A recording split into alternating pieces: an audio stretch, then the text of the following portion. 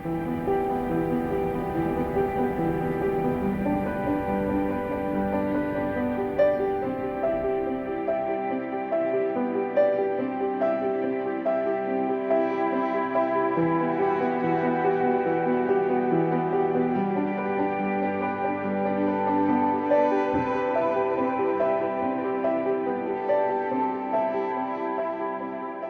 heureuse d'accueillir ici ces grands spécialistes de cette histoire à laquelle nous avons dédié à la fois bonjour la famille Weber. Nous avons dédié hier les expositions et cette réflexion ce matin. Sous l'autorité de Roger Vétillard, à qui je donnerai la parole dans un instant, j'ai plaisir à accueillir Jean Teneroni, Frédéric Aramba, Gérard Guibilato et Antoine Cazorla. Alors ce sont eux les spécialistes, donc je ne m'aventurerai pas plus qu'hier soir à vous parler d'Armes et d'Afrique. Mais avant que nous en parlions, qu'ils nous entretiennent de ce sujet, avec Roger Vétillard, on voulait vous dire deux petits mots et vous parler d'une opération qui s'est déroulée il y a quelques semaines sous l'autorité du Cercle algérianiste du Gers, ou du Gers, je ne sais jamais comment il faut le dire. Comment faut-il dire, monsieur le Gersois? Bon, ça dépend. Donc, bon, tout le monde a compris. Et à Condom, Roger Vétillard et d'autres ont eu la savante et riche idée de réunir des tableaux orientalistes et des tableaux de peintres qui avaient été des pensionnaires de la villa Abdeltif. Cette exposition à Condom était exceptionnelle. Elle nous a tous tellement transportés sur les rivages de notre Algérie française et sur notre terre tant aimée que ces messieurs dames ont décidé de confier à notre ami Wolf Albès, qui est éditeur, vous le savez, qui est là. Il est grand et il a écrit Cocorico sur son, sur son sweatshirt. Donc vous ne pouvez que le reconnaître. Et donc ils ont confié l'édition d'un catalogue de cette exposition qui est remarquable. Vous le trouverez en vente chez l'éditeur qui propose ces ouvrages ici. Et je vais laisser Roger Vétillard vous en dire un mot. Oh, tu as déjà dit l'essentiel, Suzy. Mais c'est vrai que bon, ça a été un gros travail, hein, parce que, et surtout, je dirais qu'on a eu la chance de pouvoir fédérer beaucoup de monde. Hein, non seulement, bien sûr, nos amis du cercle de Condom, du Gers, Gers, ça la connaissent à la fin. Et puis aussi donc nos amis d'une association de pieds noirs d'un village qui est de la banlieue toulousaine, de Quinfonce-Grive, l'association Marcel Lison. Et puis également, donc, on a pu avoir, disons, une quinzaine de collectionneurs qui ont accepté de prêter leurs œuvres. Hein, c'est quand même assez remarquable. 100 tableaux, enfin 98 tableaux, une céramique et une statue. Hein, une statue d'un pied noir. Là, c'était peut-être le seul qui était pied noir dans cette exposition. Mais c'est quand même quelqu'un de très connu, André Grec. Hein, André Grec a été prix de Rome, Grand Prix de Rome à 2 reprises. Hein, c'est quand même très rare. C'était le premier Français qui a été prix de Rome en sculpture.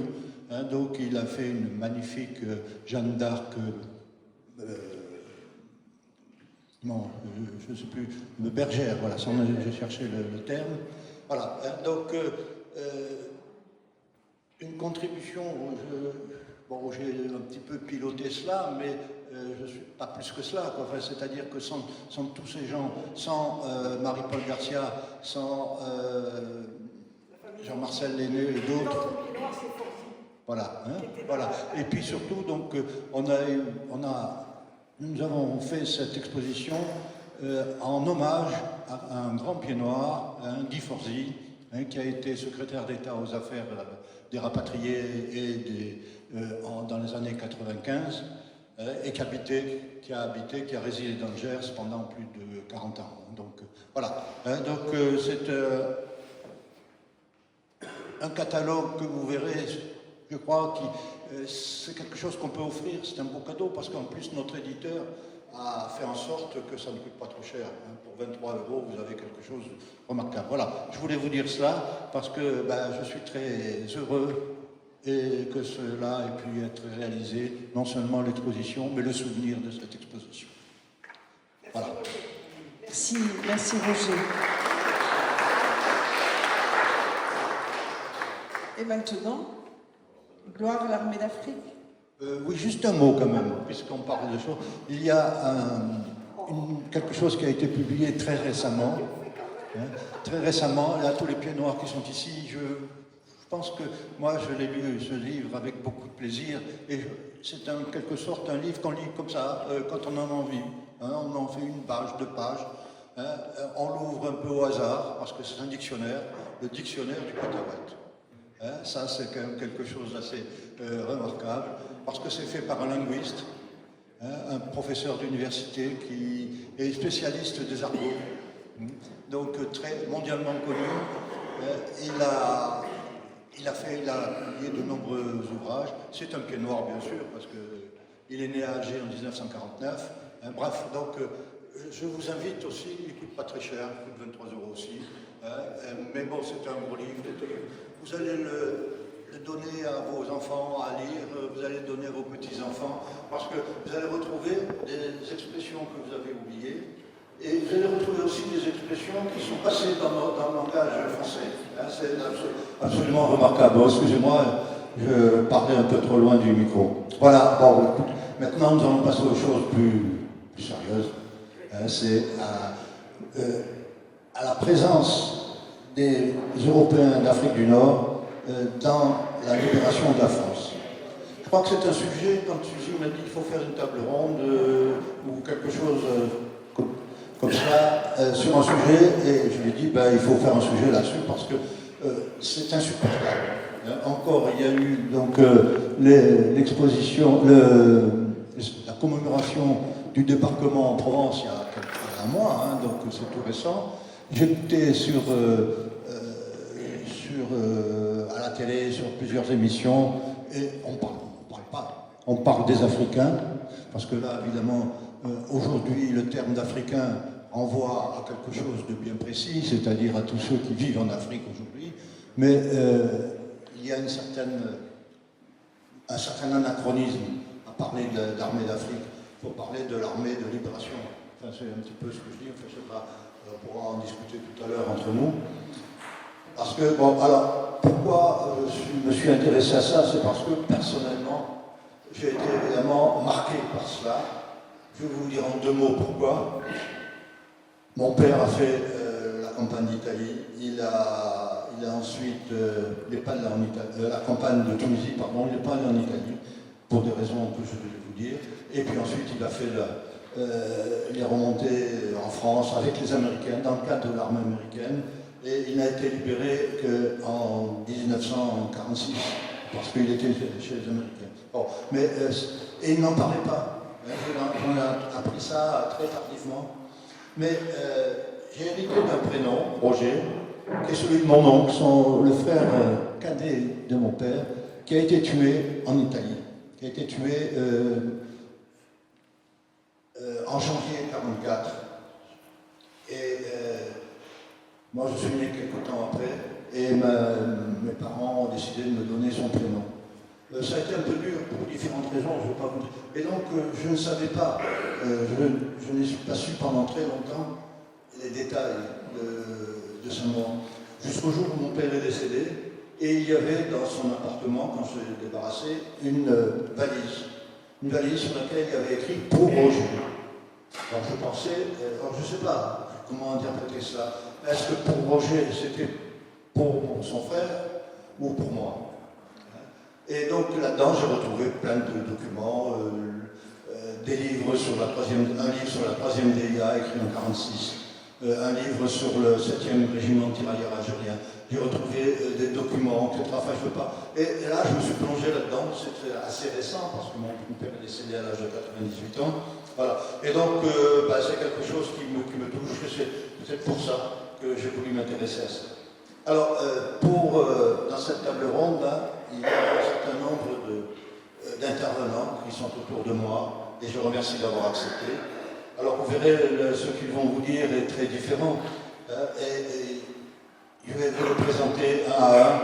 Il y a d'abord, à ma droite, Frédéric Aremba, qui est professeur agrégé d'histoire dans un lycée secondaire et qui fait également des interventions à l'université de Caen, si j'ai bien compris. Voilà. Et il y a ensuite, à ma gauche, Jean Ténéroni, qui est un des derniers pieds noirs, des vrais derniers pieds noirs. Parce qu'en plus, un des derniers qui soit né à Bonn. Après lui, il y a eu très personne, ou presque personne n'est né à Bonn, parce qu'après c'est devenu Annaba. Voilà, oui, il y a une compatriote, né en 62. Voilà. Et donc, Bonn a disparu de la carte, vous le savez. Il a été. C'est un militaire de haut grade, puisqu'il vient de prendre sa retraite de contrôleur général des armées. C'est un équivalent général donc, dans l'armée, puisque seuls les colonels, j'ai appris ça, vous pouvez concourir à cette distinction, à ce travail, c'est quelque chose d'important, évidemment. Et puis il y a ensuite mon ami Guy Bellato. Non, Gérard. Gérard, pardon. Gérard, oui, excusez-moi. Ça, c'est un cours classique. Voilà, oui. Voilà, donc qui nous parlera un peu de son oncle, qui a eu un parcours un peu particulier pendant cette libération de la France. Puis enfin, il y a Antoine Cazorla, qui ne serait pas là s'il n'y avait pas eu la guerre.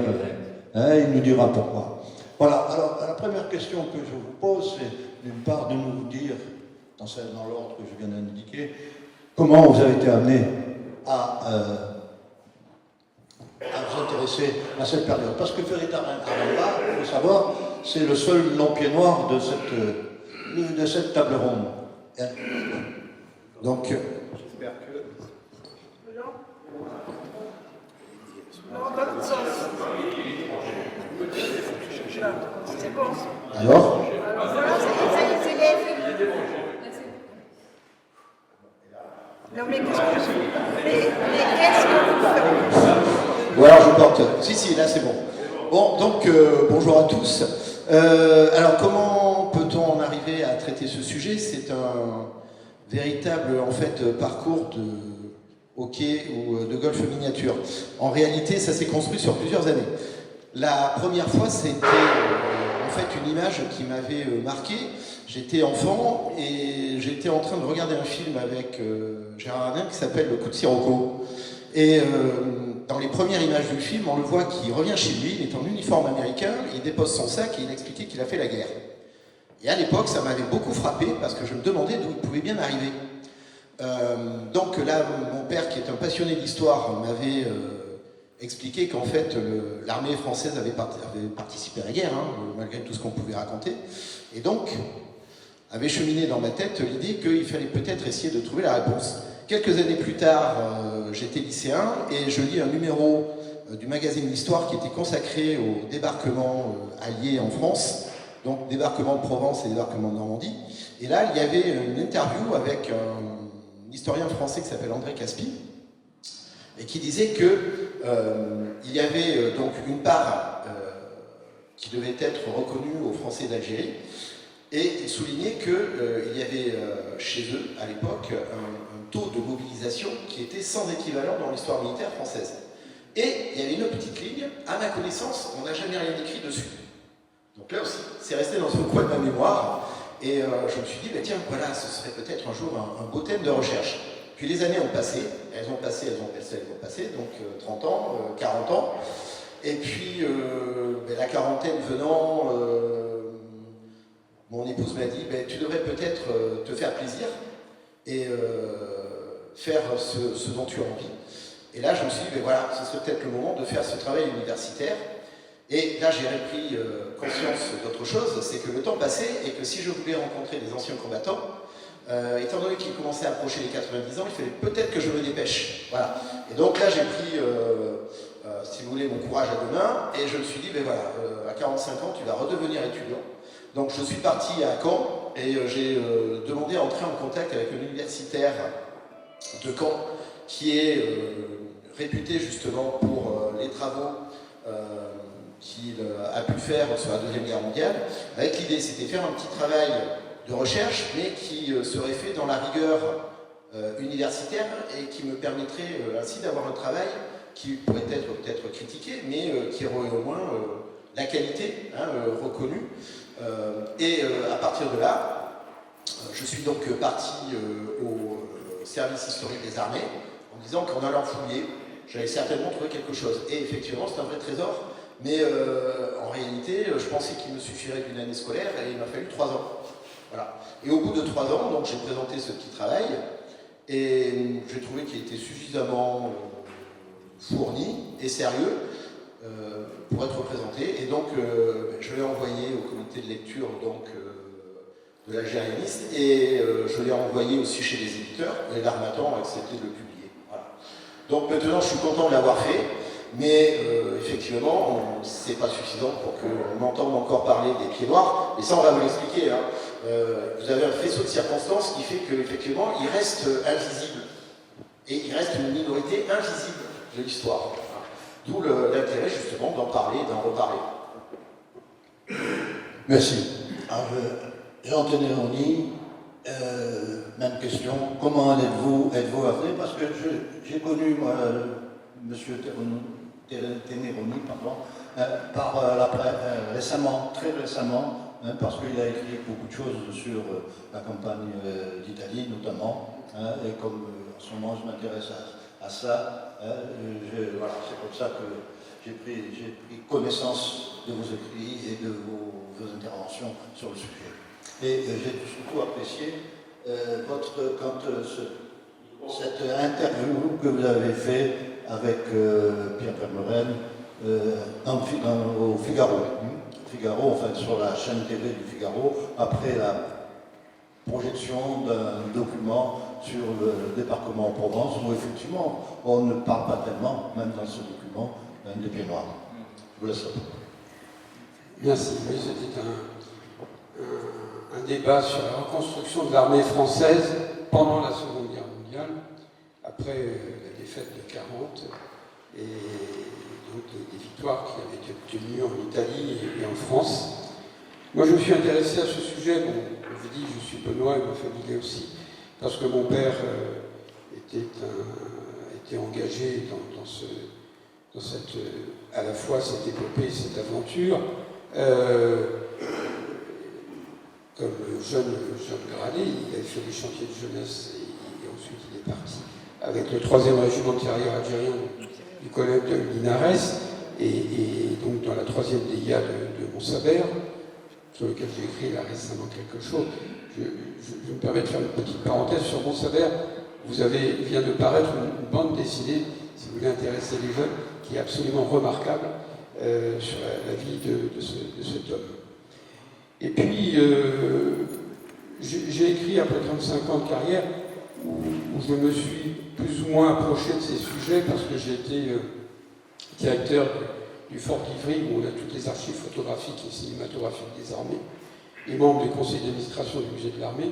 Donc je me suis intéressé toujours à ces sujets d'histoire et de mémoire avant de me plonger aussi, comme tous, dans ces archives de Vincennes où on trouve des choses absolument remarquables.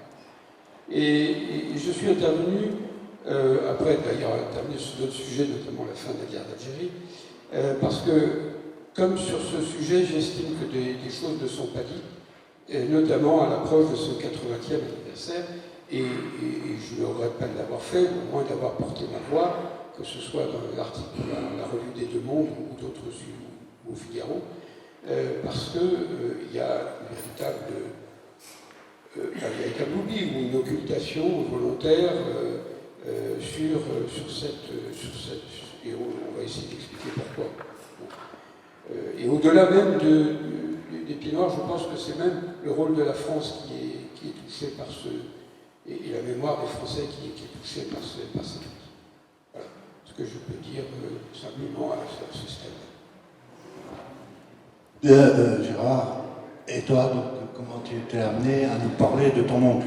Arrivé ici. Alors en fait, ça s'inscrit dans quelque chose de plus large, un cheminement que je fais depuis 4-5 ans, que j'ai expliqué hier rapidement à ceux qui étaient là, de réappropriation de l'histoire familiale et au-delà de ça, de l'histoire de notre communauté, qui s'est traduit dans un premier temps par l'écriture de ce livre, le Mektoub Joseph, avec une histoire familiale et derrière une toile de fond historique. D'abord pour la transmission vis-à-vis des miens, que j'ai jamais entretenu dans l'histoire de notre pays, mais pour que quand on sera plus là, ils ne s'imaginent pas que leurs ancêtres étaient tous des voleurs, des exploiteurs, etc. Enfin, autant de choses que vous savez très bien. Ensuite, deuxième motivation, c'est celle d'essayer de contrer cette doxa décoloniale qui non seulement fait beaucoup de mal à l'histoire, mais aussi fait beaucoup de mal à notre société aujourd'hui, en créant de la victimisation qui entraîne du ressentiment sur lequel on peut rien construire. Et finalement, dans ce cheminement-là, je me suis intéressé à l'histoire de mon oncle, parce que c'est une facette aussi de cette désinformation dont on va parler aujourd'hui. Et contrairement à ce que dit Jessuji, pardon de contredire un petit peu, je ne suis pas un spécialiste. Je me suis intéressé à la petite histoire qui consiste au fond à donner de la chair à la grande histoire au travers d'une histoire individuelle qui est finalement relativement banale, parce que c'est une histoire que la plupart d'entre vous, je suis sûr, pourraient raconter, parce que c'est l'histoire de votre famille. Il n'y a pas une famille Pieds-Noirs qui n'ait pas apporté son écho à cette grande histoire de la libération de la France. Donc voilà comment je suis arrivé à travailler sur l'oncle. Merci. Alors, Antoine, maintenant, donc, Antoine est un peu particulier. Il se dit pied noir. Et je lui ai dit tout à l'heure qu'il était aussi masque noir. Parce qu'il n'est pas né à Oran, même s'il il a passé toute sa jeunesse à Oran. Il est né en Afrique noire. Voilà. Et et il ne serait pas là, il va nous expliquer pourquoi. Comme vous l'a mystérieusement expliqué déjà à mot couvert, Roger, je crois que je ne serais pas là si la guerre n'avait pas eu lieu, effectivement. Je vais vous expliquer pourquoi. Mon père, à la suite de son engagement dans la 2e DB pendant la Deuxième Guerre, est resté dans l'armée. Il a été affecté en Afrique noire, où évidemment sa femme l'a suivi. Et je suis né à Bangui, en République centrafricaine, ce qui m'a beaucoup servi dans certains aspects de ma carrière plus tard. Parce qu'il m'est arrivé d'avoir des fonctions qui m'auraient mis en contradiction en tant que pied noir avec notamment les autorités algériennes. Voilà, mon père était originaire du sud de l'Oranie, Saïda, et comme beaucoup, il a été recruté dans les chantiers de jeunesse et il a suivi la colonne Leclerc, qui est devenue plus tard la 2e DB. Pourquoi Roger dit-il que je n'aurais pas été là? C'est que tout simplement, à la fin de la guerre, il a rejoint le tireur de son char. Mon père était chef d'un char. Et tout naturellement, en 1945, il s'est retrouvé à Oran à rechercher les copains qui avaient partagé ces moments difficiles. Et il a fait la connaissance de la sœur du tireur, qui est devenue ma mère. Voilà pourquoi je suis ici aujourd'hui. Alors maintenant, donc, nous allons passer à un peu plus d'histoire. Et on va laisser Frédéric Aremba nous dire, en quelque sorte, quelle a été l'importance de l'engagement des Pieds Noirs dans les armées de libération. Voilà. Donc là aussi, c'est quelque chose au départ qui n'est pas évident à traiter, parce que les Pieds Noirs n'existent pas à l'époque qui nous intéresse. On a des recensements qui parlent des citoyens français vivant en Afrique du Nord. Vous avez un recensement qui évoque les étrangers européens qui peuvent y séjourner, mais la notion de pied noir n'existe pas. Donc, il faut essayer de voir au plus près ce que l'on peut trouver comme indication, qui parlerait effectivement de ces gens qui sont natifs d'Afrique du Nord, mais qui sont européens, et qui, c'est vrai, sont une population qu'en fait on connaît assez mal. Hein. Et c'est d'autant plus difficile de trouver parfois des informations précises dans les papiers qu'à l'époque, on n'hésite pas à utiliser le terme algérien pour parler de gens qui sont natifs d'Algérie, aussi bien musulmans qu'européens. Ce qui fait qu'aujourd'hui, ça entretient encore plus de confusion qu'on ne le pense. Hein. Donc, ce qu'il faut, effectivement, c'est partir dans le SHD, et c'est là où vous pourrez peut-être trouver au plus près des renseignements qui sont précis. Alors, comment les... SHD, explique. Alors, c'est le service historique de la défense. Hein, ce sont les entrepôts des archives de l'armée que vous avez au château de Vincennes. Voilà. Ligne 1, défense, etc. C'est tout à fait au bout du bout. Et c'est un vrai trésor. Simplement, il faut prendre le temps de fouiller. Et je vous ai dit, bon, j'y ai mis près de 3 ans. Donc,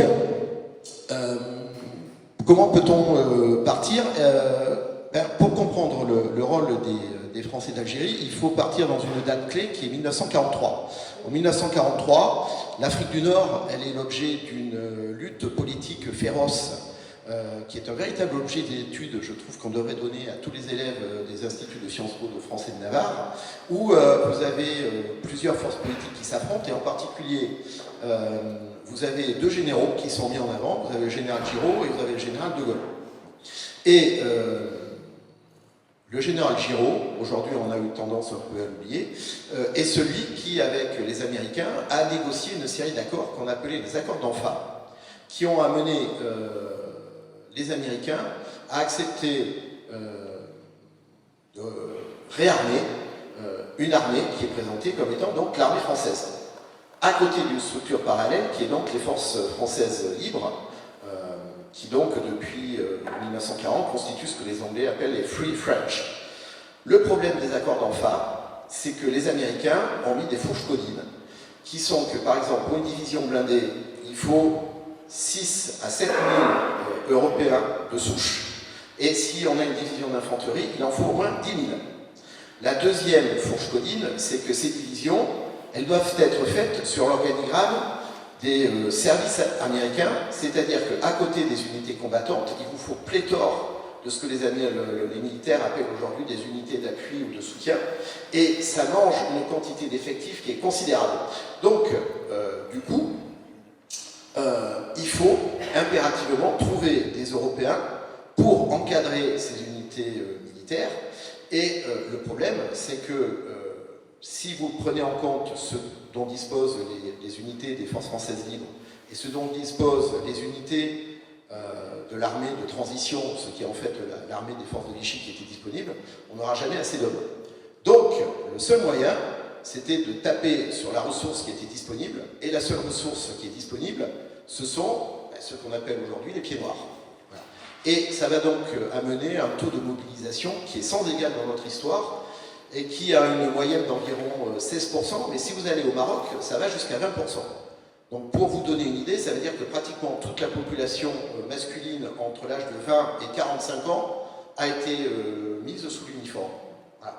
Sans compter ceux qui, à l'époque, sont passés par-dessus ou par-dessous, c'est-à-dire des gens qui avaient moins de 20 ans et qui parfois se sont passés d'autorisation parentale pour s'engager, et des gens qui parfois avaient plus de 50 ans, et qui donc sont repartis au baroud également. Et donc ça nous donne, en tout cas à la fin donc, de l'année 44, d'après un document donc, que j'ai pu trouver au SHD, plus de 176 000 hommes. Mais il y en a eu après. Et là-dedans, il ne faut pas oublier qu'il y a des femmes. Hein. Ça a été oublié également, et c'est un peu normal parce que c'est vraiment un point spécial de l'histoire, mais en janvier 44, il a été institué un service militaire pour les femmes en Afrique du Nord, qui a permis de recruter justement plusieurs milliers de jeunes filles qui ont été utilisées dans les services auxiliaires. Voilà. Et on peut dire que donc la libération de la France, ça a commencé par la libération de la femme. Vous voyez voilà. Ou son embrigadement. Hein.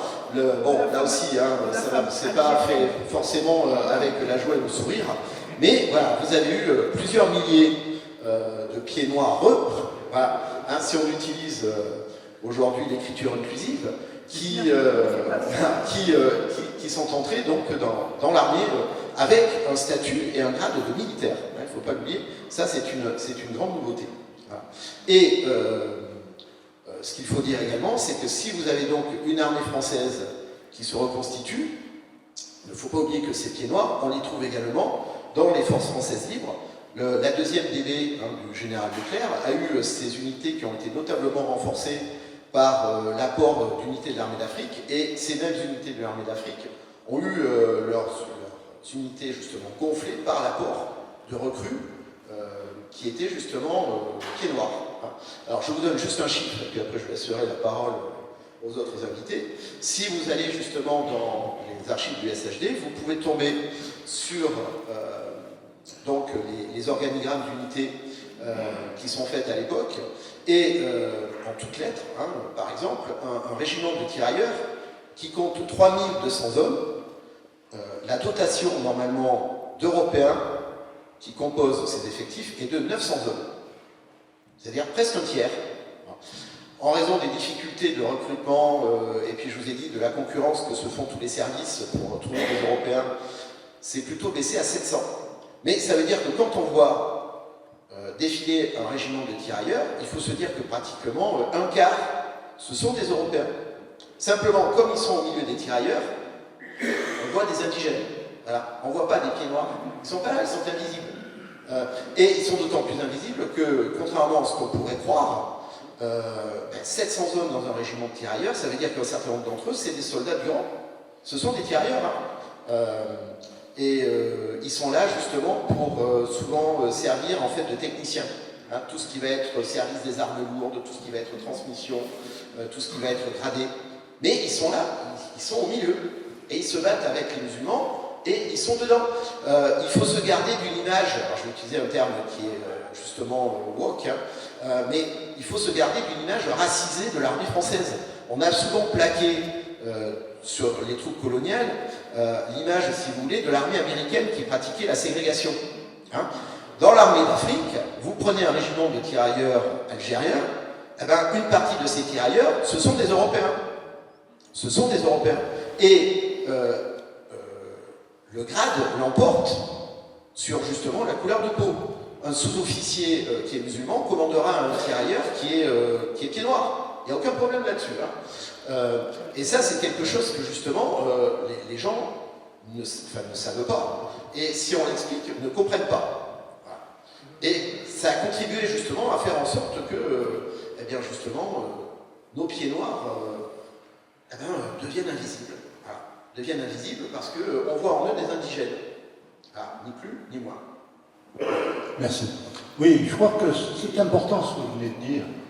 Et je vais élargir un petit peu le débat, si vous permettez, parce que le fait que l'essentiel des jeunes hommes européens, notamment, aient été mobilisés pendant cette période, a eu des conséquences importantes, conséquences économiques d'abord, parce que dans les récoltes, par exemple, dans les fermes, il n'y avait plus que quelques personnes, et j'ai un oncle qui m'a raconté un jour qu'il, pendant la guerre, il avait été obligé de s'occuper de sa ferme, mais également des 3 fermes qu'il y avait autour de chez lui, pour pouvoir continuer les récoltes, parce que les autres étaient mobilisés. Et ce qui fait qu'à certains moments, les récoltes n'étaient pas faites au moment où il fallait, parce qu'il n'avait plus, parce qu'on ne pouvait pas tout faire tout ensemble, etc.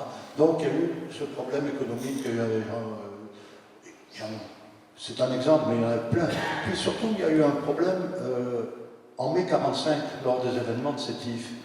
Lors des événements de Sétif, j'ai bien sûr travaillé là-dessus, vous le savez peut-être, et je me suis aperçu qu'effectivement, sur les 17 directeurs des services de l'administration générale au gouvernement général d'Alger, il y en avait 13 qui étaient absents en mai 1945, parce qu'il y en avait qui avaient été tués, d'abord, il y en avait qui étaient mobilisés, et donc déjà les services administratifs étaient désorganisés. Mais également dans la police. Dans la police ou à Sétif, il n'y avait plus que 2 officiers de police. Alors que il n'y avait plus que 40 policiers européens sur les... alors que 5 ans plus tôt, ils étaient 80. Donc, ainsi de suite. Donc il y a eu beaucoup de choses comme ça. Donc, l'Algérie a été complètement désorganisée pendant de 43 jusqu'à 45.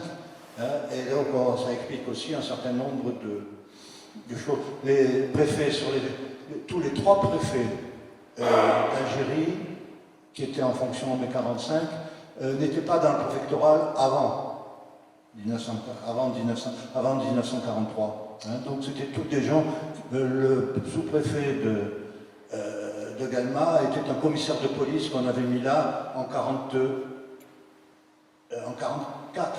Donc il n'était pas sous-préfet. Il a agi à Galma comme commissaire de police et non pas comme sous-préfet. Ainsi de suite. Enfin, voilà. Donc ça n'a pas été sans conséquence. Les familles étaient complètement désorganisées, etc. Bref, donc cette mobilisation importante, c'est vrai qu'elle est tout à l'honneur de nos ancêtres, de nos parents, de nos grands-parents, mais elle a aussi eu des conséquences un peu plus tard.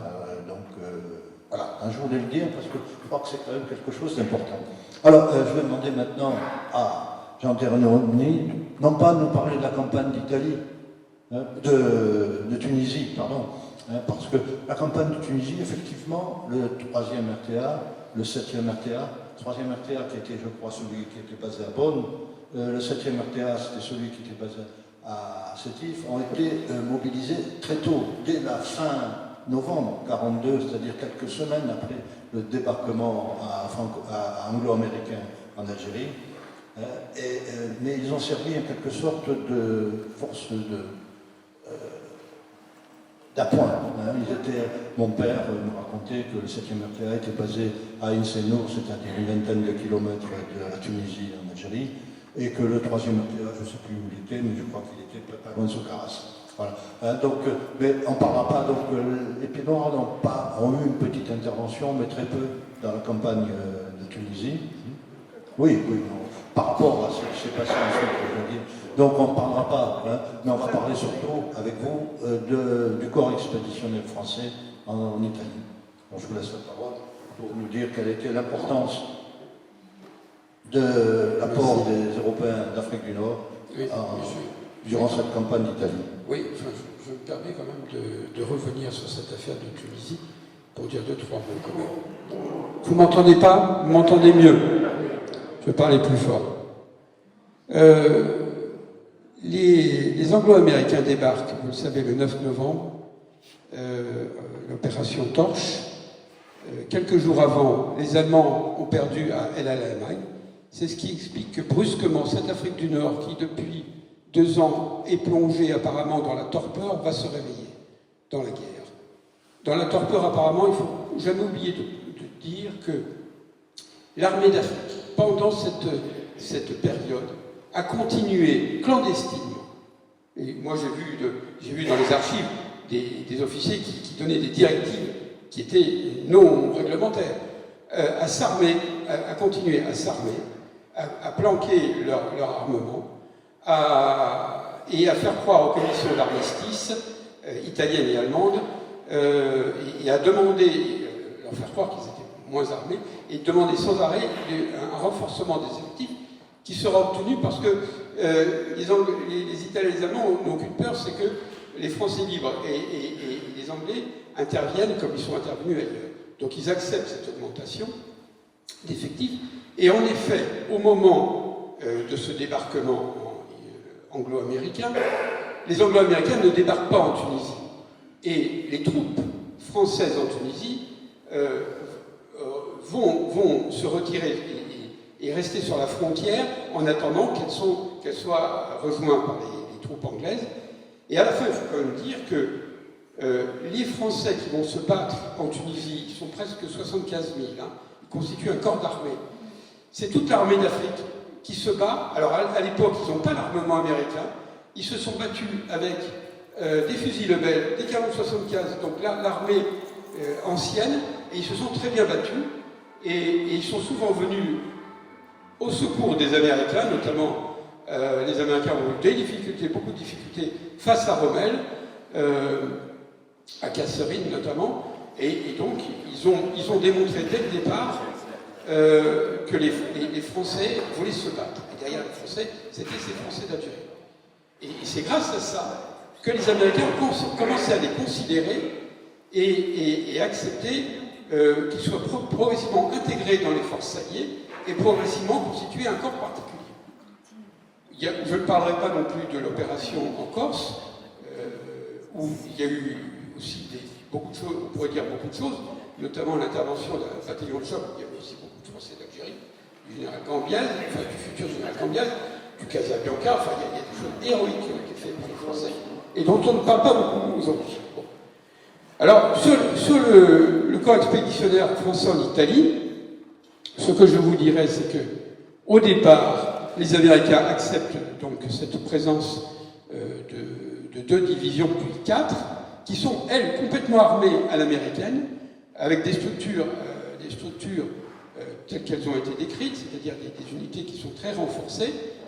Et très rapidement, les Américains, au début, voulaient les considérer un peu comme des forces supplétives, mais comme elles démontrent dès le départ une ardeur au combat qui est exceptionnelle, la première victoire, c'est celle du Pantano, où en 2 jours, ils arrivent à faire ce que les Américains ne sont pas parvenus à faire depuis 15 jours, c'est-à-dire prendre ce massif, parce que la campagne d'Italie, ce sont des massifs et des montagnes, je ne sais pas si vous connaissez, qu'on prend les uns après les autres, dans un hiver extrêmement rigoureux, et de grosses difficultés pour faire face à un défenseur allemand acharné à défendre ses positions.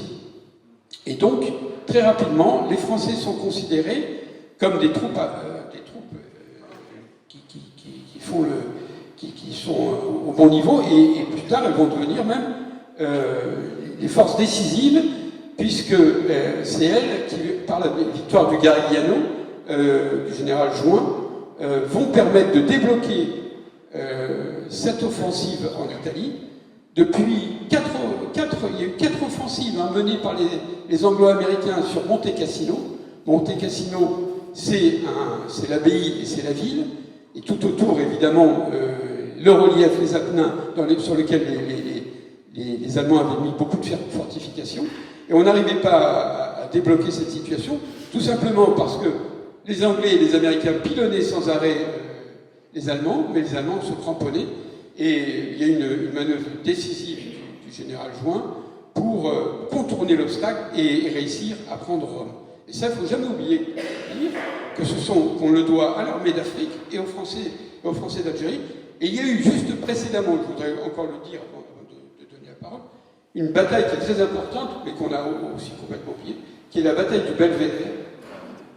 La bataille du Belvédère, ça se situe janvier-février 44, excusez-moi. Les Américains sont en train d'échouer complètement dans leur première offensive, aussi bien en voulant débarquer à Anzio qu'en se faisant matraquer dans leur offensive sur Monte Cassino. Et ils demandent brusquement aux Français d'attaquer le Belvédère en 24 heures, ce que font les Français avec le 4e régiment tunisien et les 2 régiments de tirailleurs algériens. Et ils arrivent à sauver la mise au prix de sacrifices inouïs. Ils arrivent à prendre ce massif. C'est un sacrifice exceptionnel, avec 1500 ou 2000 pertes. Et ainsi sauver cette offensive, parce que les Américains étaient en pleine déroute. Et ça aussi, on l'a complètement oublié. Ça, ce n'est pas célébré, ce n'est pas commémoré. C'est assez bizarre. C'est une victoire exceptionnelle de l'armée française, qui aujourd'hui est voilà ce que je voulais dire. En quelques mots sur ce sujet. Oui, Frédéric Aramba a quelque chose à nous. Oui, alors ce que je vais dire n'est pas très nouveau. Hein. Si on ne parle pas beaucoup de l'Italie, c'est parce que là aussi vous avez un faisceau de malheureux qui se regroupent. Bon, la première chose, c'est que, on l'a oublié aujourd'hui, mais c'est que lorsque vous consultez les correspondances de l'époque et les rapports, ceux qui sont déjà peu convaincus de l'utilité d'aller se battre en Italie, ce sont déjà les Français eux-mêmes. C'est-à-dire que vous avez des gens qui ont fait très bien leur devoir, mais qui se sont demandé, j'ai vu les mots dans des rapports et dans des lettres, s'ils ne sont pas enfermés dans une taupinière. C'est-à-dire que la grande crainte de beaucoup de Français qui sont allés se battre là-bas, et en particulier des pieds noirs, je vais vous expliquer l'intérêt, c'est qu'il y avait déjà eu l'expérience de ce qu'on appelle le front périphérique. Et cette expérience, c'était la guerre dans les Balkans. Entre 1915 et 1918, vous avez eu plusieurs divisions françaises qui ont eu un parcours assez étonnant, qui les a amenés des plages de Sedulbar devant donc Constantinople jusqu'au cœur de l'ex-Yougoslavie. Et ces gens, en fait, se sont retrouvés dans un front un peu oublié, où ils ont beaucoup souffert.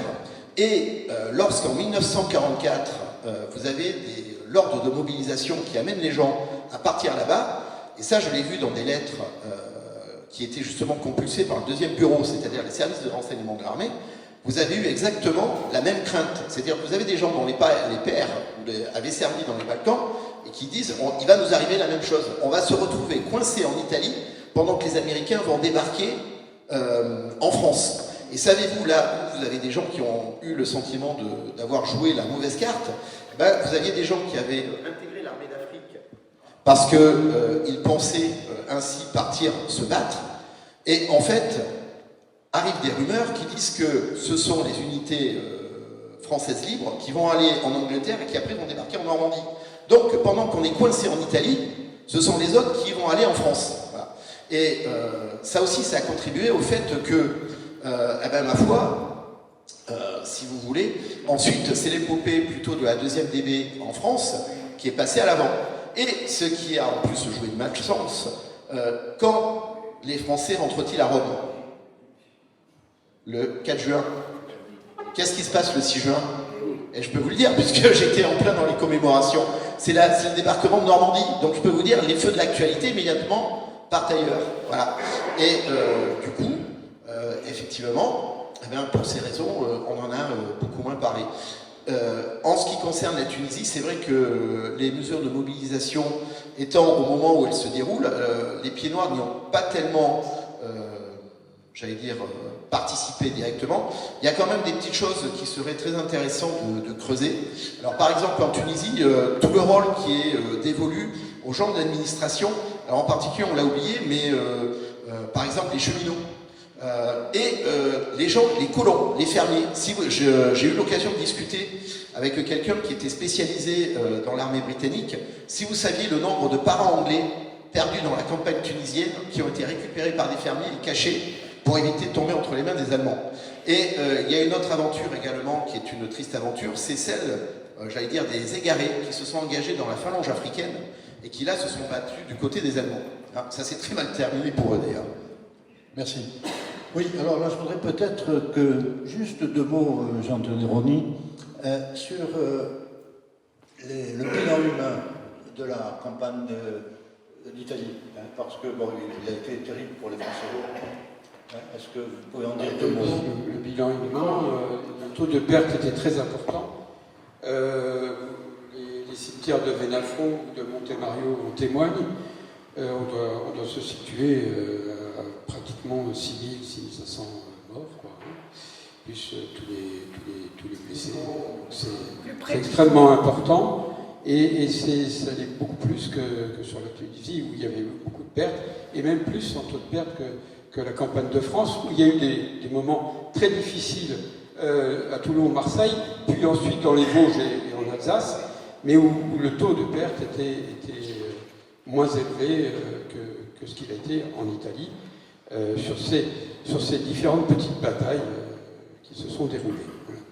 Oui, parce que je dis ça parce que j'ai eu l'occasion de lire un petit peu l'histoire de la participation du 7e RTA, 7e régiment tirailleur algérien en Italie, où mon oncle a trouvé la mort pendant cette période. Et il était le dernier officier de sa compagnie.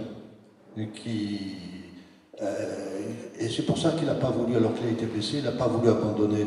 Parce que c'est un sergent-chef qui a pris sa suite. Donc, le taux de perte des officiers était bien supérieur, les officiers subalternes et des sous-officiers, bien supérieur à celui des soldats, On le lit dans tous les témoignages, tout simplement parce que les tirailleurs ne montaient pas à l'assaut, notamment avec des baïonnettes, si l'officier n'était pas devant. Donc évidemment, c'est lui qui... Ce qui explique, parce que je vais dire un petit mot quand même, et notamment sur les goumiers, où le taux d'encadrement européen est encore moins élevé, ce qui s'est passé, enfin, les exactions qui ont été commises, on les connaît sous le terme de maroquinade, etc., parce qu'il y avait aussi, qui se sont passés dans certains villages italiens, mais enfin, des exactions, il y en a eu partout. Hein, et qui se sont passés souvent par du fait qu'il y a eu des exactions commises et qui ont été ensuite réprimées, du fait de ce faible taux d'encadrement, voilà, qui avait été en partie décimé par les batailles. Voilà. Oui.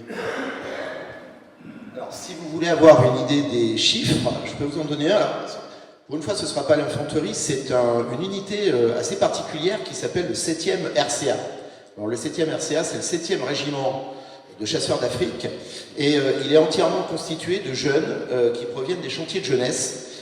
Et s'il y a ici des gens qui sont des fans de matériel militaire, ils équipaient donc des unités de chasseurs de chars, hein, le TDM-10, qui ont été les seules unités de blindés lourds envoyées en Italie. Hein, les divisions blindées, on les a gardées précieusement de côté. Et le général Delattre justement, n'a pas voulu qu'elles soient envoyées en Italie, où d'ailleurs elles n'auraient pas servi à grand-chose dans un terrain montagneux. Donc, si vous prenez ce régiment, à l'issue de la campagne d'Italie, 50% des officiers avaient été mis hors de combat. Voilà. Et 20% des hommes de troupe. Et vous avez une image célèbre hein, qui montre un équipage qui est en train de recharger son blindé devant Rome. Sur les 4 jeunes que vous avez, qui sont tous originaires d'Algérie, il y en a 3 qui ont été tués, justement, dans l'année qui a suivi. Voilà. Il y a un homme qui est revenu vivant en Algérie. Merci. Bon, le temps passe, hein, donc on va simplement passer au témoignage. Oui, merci. Alors d'abord celui de ton oncle que tu vas nous raconter en quelques mots, là, parce qu'il ne reste plus qu'une demi-heure. Peut-être certains ont-ils lu le dernier Algérianiste et ont lu le témoignage, l'article de Gérard. Oui. Mais vas-y, bien sûr, mais je rappelle quand même que notre revue, notre dernière revue de septembre, a mis un focus important, n'est-ce pas, mon cher Roger, sur cette période et sur les témoignages des uns et des autres, et qu'on retrouve notamment l'histoire de l'oncle Cadéo de Gérard Guibilato. Donc je vous invite tous à lire l'Algérianiste. Tu as de la mémoire, merci.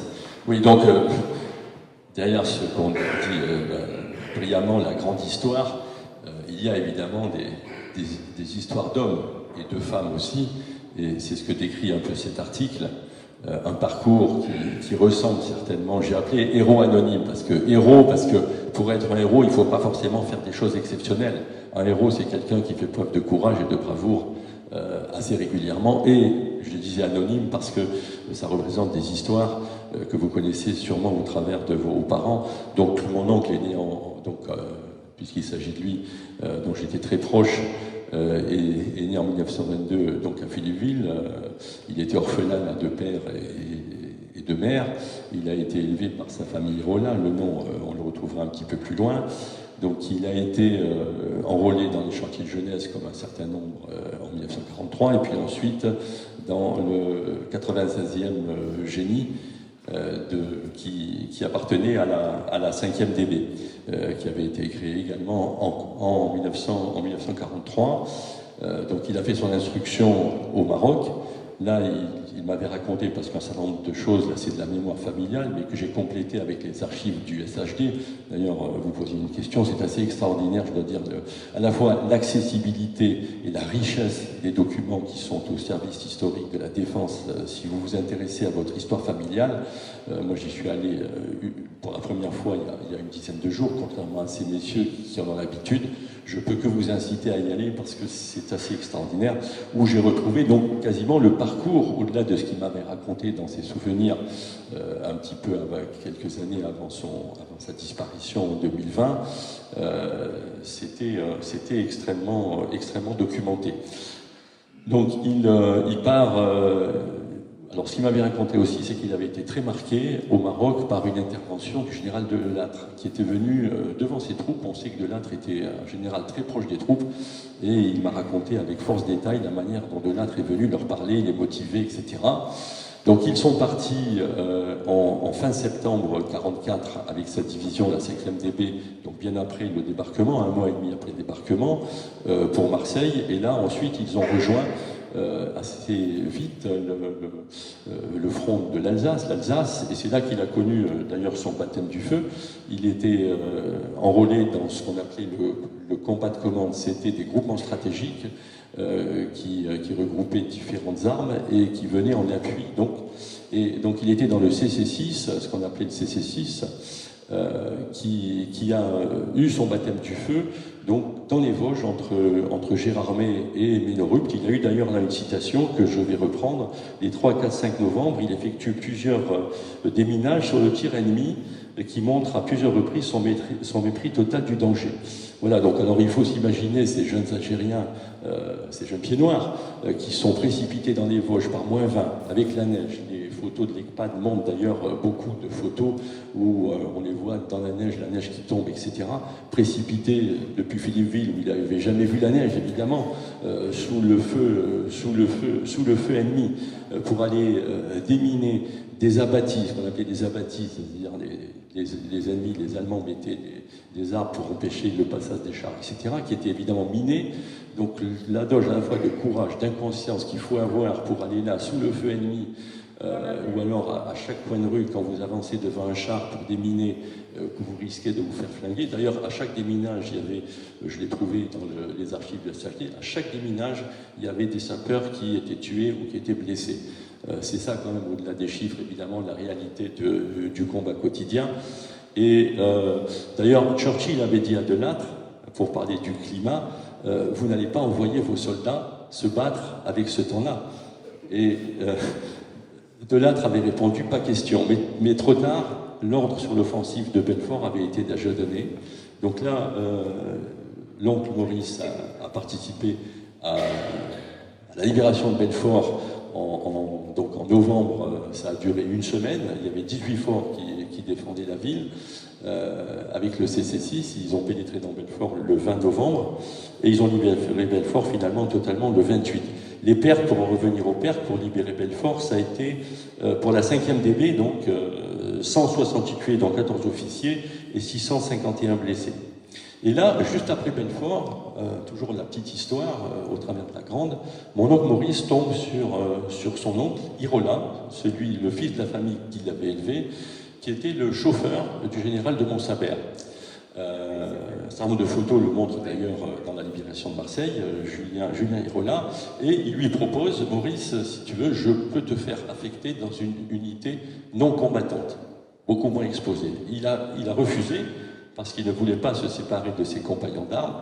Et en fait, mal lui en a pris, parce qu'une semaine après, il a été blessé par un éclat d'obus de mortier sur un pont de Tannes, dans la libération de Tannes, devant un char Sherman. Et donc, il a été hospitalisé. Un mois après, il a repris le combat pour libérer la poche de Colmar. Les Allemands ont résisté pendant 2 mois. Dans la poche, ça fait partie d'une des grandes batailles de l'Alsace pour la libération de Colmar. Et ensuite, il remonte vers la frontière allemande. Le 96e génie était intégré dans la 3e DIA, la fameuse 3e DIA, qui, avec les Américains, ont été les premiers à pénétrer en Allemagne et à attaquer la ligne Siegfried. Ils ont franchi donc la Lothaire. Le 97e génie a construit un pont flottant qu'on voit dans beaucoup de photos, qui a permis l'avancée des chars, et donc ils ont été les premiers a percé la ligne Siegfried, où là, évidemment, les Allemands défendaient leur sol, ils le défendaient pied à pied. D'ailleurs, le général allemand disait « on mourra sur le Westwall », donc sur la ligne Siegfried, et ils ont percé la ligne Siegfried les premiers le 23 mars 45. Les pertes là aussi ont été évidemment très sévères. Du 15 au 25 mars, dans cette offensive pour enlever la ligne Siegfried qui s'appelle Undertone, la 3e DIA a perdu près de 1000 hommes. Ensuite, il se rue sur le Rhin. Là, De Gaulle avait envoyé un télégramme à Delattre disant « il faut absolument franchir le Rhin si on veut être présent à la table de la capitulation ». Et donc Delattre, c'est le 96e génie, donc l'unité de l'oncle Cadéot, qui a construit le pont flottant, qui a permis de franchir les premiers le Rhin au char de la 3e DIA. Et le général de Vernet-Joule, qui commandait la 5e DB, a envoyé une note. C'était la première fois depuis les armées napoléoniennes que des soldats français arrivaient sur la rive droite du Rhin. Ensuite, ils ont poursuivi, pour terminer donc, le parcours, mais parcours guerrier évidemment, sur Karlsruhe. Ils ont enlevé Stuttgart, qui est la capitale du Bade-Württemberg. Là, il a eu également une situation avec la Croix de guerre, parce qu'il a posé, je passe les détails, des barrages de mines sous le feu de l'ennemi, etc. Et la course sur le Danube, ensuite, s'est engagée. Il est arrivé avec son unité sur la frontière autrichienne en fin avril. Là aussi, la 5e DB a été l'unité qui a poussé le plus loin, puisqu'ils ont franchi la frontière autrichienne, et ils sont arrivés, lorsque la guerre était finie, sur le tunnel de l'Arlberg, pour ceux qui connaissent la géographie. Donc c'est proche du Tyrol. Ça a été le point extrême de l'avancée de l'armée française pendant toute cette campagne. Pendant toute la campagne, donc en l'occurrence, la 5e DB aura perdu 1268 tués, dont 58 officiers, 2312 blessés. Et voilà. Alors l'oncle a été ensuite au QG du général pendant quelques semaines à Sigmaringen, le château des Hohenzollern. Il a été démobilisé en fin novembre 1945, il a regagné Marseille. Là, il faut savoir qu'à Marseille, c'était l'encombrement. On ne rentrait pas en Algérie comme ça, sur un claquement de doigts. Il a dû attendre plusieurs semaines, et là, coup de bol, il est tombé sur un de ses oncles, qui s'appelait Sorrentino, qui travaillait dans une compagnie maritime, qui lui a fait prendre le bateau avec deux de ses amis. Voilà. À la fin de tout ça, il a collecté 3 citations, 5 médailles. Ça va peut-être rebondir sur la suite de la discussion, qu'il n'a jamais exhibé, que j'ai retrouvé à la fin de sa vie. Il n'a jamais voulu participer à aucune manifestation de ce genre, et il me disait, quand je lui ai parlé de ça, il a dit « mais les héros, ce sont ceux qui y sont restés ». Alors, pour terminer son histoire, il est revenu en 1963, 18 ans après, il a atterri à La Ciotat, il est allé frapper à la porte des chantiers, parce que mon oncle, c'était pas un gros colon, c'était un ouvrier. Et là, la CGT avait donné un mot d'ordre, pas de pieds noirs, pas de colons, pas de pieds noirs fascistes ici. Donc voilà comment les gens qu'il était venu libérer 18 ans avant l'ont remercié. Mais ça, c'est une histoire que vous connaissez et qui s'amène sur la suite de la discussion. Pardon si j'ai été un peu long. Oui, le temps passe, donc... je ne pensais pas, je suis un peu frustré parce que je pensais qu'on aurait le temps de dire beaucoup plus de choses, hein, mais bon, le temps passe, j'avais prévu qu'il y ait un quart d'heure au moins consacré à la salle, hein. On va peut-être déborder un petit peu sur les horaires, hein, donc, mais on te laisse peut-être parler de l'expérience de ta famille. Oui, contrairement à mes collègues ici à la table, je n'ai pas pris le temps de plonger dans les archives, si ce n'est celle de mon père, celle qu'il m'a transmise oralement et celle que j'ai trouvée après son décès.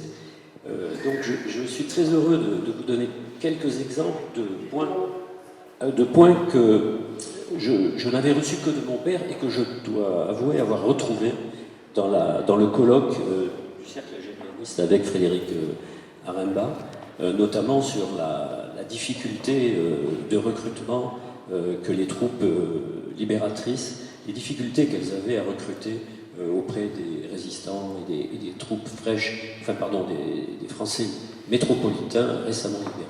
Alors, pour les pertes, je dirais quelques mots. La 2e DB a perdu très vite beaucoup d'hommes et des officiers. Ils ont débarqué le 1er août à Utah Beach, donc vous voyez, quelques semaines après le débarquement du 6 juin. Et les combats ont débuté immédiatement, notamment avec la fermeture de la poche de Falaise. Le capitaine chef du 1er escadron de l'Est est mort 8 jours après le débarquement. Il a été remplacé par un lieutenant, et ainsi de suite. Une des raisons, c'était la volonté du général Leclerc de démontrer la capacité qu'avait cette division par rapport aux troupes de Patton, etc. Donc c'était division Leclerc toujours en avant, les ordres arrivaient et beaucoup de risques étaient pris. Au point que les confidences de mon père, c'était comment sauver la vie des équipages, parfois en désobéissant aux ordres de la chaîne de commandement qui n'était pas toujours sur le terrain même. Et là, la particularité des troupes parlant espagnol, arabe pour certains, c'était à la radio de communiquer en clair, mais en espagnol ou en arabe, de façon à communiquer en évitant que les messages soient interceptés par l'ennemi. Donc énormément de pertes, très vite. Je dirais juste, pour ne pas prendre trop de temps, qu'ils ont combattu, les combats les plus durs sont ceux du 1er et du 2e escadron à la Hutte, au moment de la fermeture de la poche d'Avranches. Une des grandes aventures, évidemment, était la libération de Paris. Imaginez, pour des garçons qui n'avaient jamais mis les pieds en France, ce que ça pouvait représenter de découvrir la Normandie dans ces conditions et de découvrir Paris. Mon père, le 24 août 1944, est arrivé par la porte d'Orléans. Son char était au-dessus de Roltanguy, d'Enfer-Rochereau, pour protéger le carrefour d'Enfer-Rochereau. Et c'était la découverte des Parisiens, des Parisiennes, m'a-t-on dit, et de la vie un peu à Paris, de la vie de Paris occupée. L'autre grand moment pour eux a été les combats avant la libération de Strasbourg, la chute du col de Saverne pour libérer Strasbourg, dans des conditions que je n'ai jamais retrouvées dans la littérature. Mon père m'a expliqué que ça a été une surprise totale, tant Leclerc voulait résoudre le fameux serment de Koufra et de cesser les combats que lorsque le drapeau tricolore flotterait sur la cathédrale de Strasbourg. Mon père m'expliquait qu'en rentrant dans les rues de Strasbourg, il rencontrait des officiers au bras de leurs compagnes qui venaient de faire leur course du matin et qui étaient obligés de se constituer prisonniers parce que la colonne avait débarqué à une vitesse folle en prenant tout le monde de court. Jusqu'au Rhin, évidemment, où les combats ont été beaucoup plus durs et beaucoup plus... Voilà, pour ne pas prendre trop de temps, je citerai simplement une anecdote que mon père m'a racontée plusieurs fois sur la difficulté qu'ils avaient à ouvrir des bureaux de recrutement pour essayer Ils avaient du matériel à revendre avec le matériel américain. C'était un beau matin, cette véritable corvée qui consistait à ouvrir un bureau et voir des jeunes métropolitains être heureux d'être libérés, mais ne pas venir ou considérer que la guerre était déjà terminée. Il a eu une seule bonne surprise, que je préfère exprimer ici, qui me surprend encore. C'est un beau matin, un jeune sous-lieutenant avec ses bandes moltières qui s'est présenté à sa table. C'était le sous-lieutenant Giscard d'Estaing, qui par ailleurs s'est engagé plus tard dans la première armée de l'Âtre. Mais son premier contact pour l'engagement a été au bureau de mon père. Donc vous imaginez que pour mon père, Giscard représentait quelque chose d'autre par rapport à nos hommes politiques. Voilà, ils sont allés libérer la poche de Royan, puisque la marine n'y parvenait pas. Ça a été pour eux la dernière bataille de la guerre jusqu'en mai 1945. Merci. Oui, on pourrait parler beaucoup d'autres choses, hein, parce que je n'ai pas voulu qu'on parle trop de la campagne de Tunisie, parce que je voulais surtout qu'on parle de la campagne d'Italie et qu'on parle ensuite de la campagne de France. Hein, mais on aurait pu en parler. On aurait pu parler également de ces Français d'Algérie qui ont rejoint Londres et qui ont été dans des régiments de SAS, de section d'assaut. Donc, dans l'Algérianiste qui vient de sortir, là, le dernier numéro, je donne l'exemple d'Octave Bernot. Octave Bernot, qui était un pied noir et qui a été à la tête d'une section qui a libéré Cholet. Et d'ailleurs, une rue de Cholet porte son nom. Je dirais également que il y a eu 700 pieds noirs qui ont été parachutés en Hollande en avril 1945 pour essayer de rejoindre les Canadiens qui venaient de l'Allemagne et de façon à complètement libérer la Hollande. On aurait pu parler aussi de tous ces aviateurs, enfin tous ces gens qui sont allés, il y a un article dans l'Algérianiste également, des aviateurs qui sont allés se former aux États-Unis et qui ensuite, aviateurs, quand je dis aviateur, c'est pilote, mais c'est également mécanicien, c'est également radio, etc. Donc qui ont participé, ils sont environ plus de 3000 qui sont originaires d'Afrique du Nord et qui ont participé et qui ne sont pas cités non plus. Je crois que peu de gens connaissent cette histoire. Bon, on aurait pu parler, effectivement, donc peut-être que ça sera un jour ou l'autre. Comme vous avez parlé de l'engagement des femmes, oui, et j'allais le dire. parce qu'on n'a pas entendu parler de la Voilà. Oui, et on aurait pu parler également. Il y aura dans le prochain. Une conférence d'1 heure là-dessus. Eh bien, c'est marché conclu. Voilà, donc c'est vrai que, bon, 1h30, je pensais qu'on dirait beaucoup plus de choses.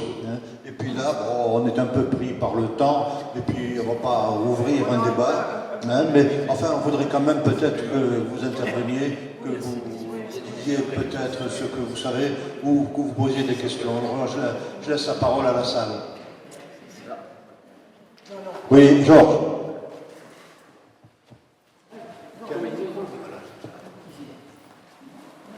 Merci bien pour tous vos apports. Moi, je voudrais simplement relever 3 petites choses. La première, pour noter combien les Américains, lors de la campagne d'Italie, étaient redevables aux Français.